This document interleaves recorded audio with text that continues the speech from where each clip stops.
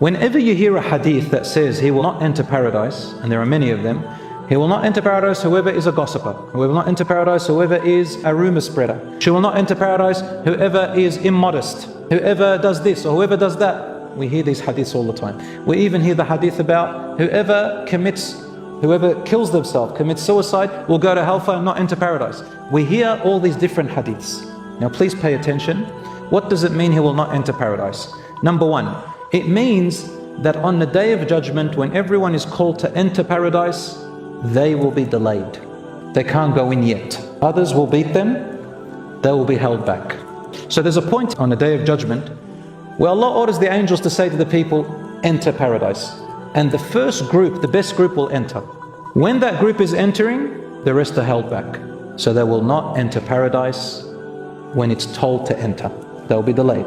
Delayed for what? They'll be delayed, judged a bit more, but then forgiven. So that's the first type of meaning. They will not enter paradise. It means they'll be delayed, judged more, and then forgiven. The second type, they will not enter paradise, means they will be delayed and they will be punished, but lightly. And then they will enter paradise. The third meaning, they will be delayed and they will enter hellfire, but temporarily, and eventually they'll be taken out and they will enter paradise.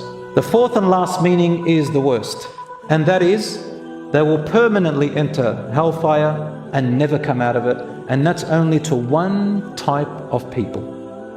They are the ones who committed and died on major shirk, only major shirk. Major shirk, meaning they worshipped other than Allah, they disbelieved in part of the Quran, they attributed to Allah created things. All these are called major shirk.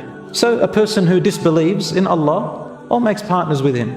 Allah says in the Quran, إِنَّ اللَّهَ لَا يَغْفِرُ أَن يُشْرَكَ بِهِ وَيَغْفِرُ مَا دُونَ ذَلِكَ لِمَن يَشَاءُ. Allah will never forgive that a person makes partners with Allah, meaning dies upon that, but He will forgive every other lesser sin for whoever He wills.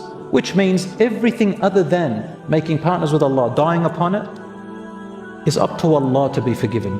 Rasul ﷺ also said, this hadith by the way is this ayah I just recited in Surah An-Nisa, verse 48. In Surah Al-A'raf, verse 40, Allah also says, surely the gates of heaven shall not be opened for those who reject our signs as false and turn away from them in arrogance, nor shall they enter paradise until a camel passes through the eye of a needle. Thus do we reward the guilty ones. This is evidence that people who died on major sin, on major shirk, partners with Allah, polytheism, will never enter paradise.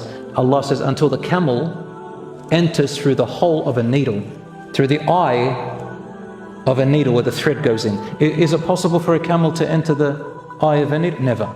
So in other words, you will never enter it if you die on polytheism.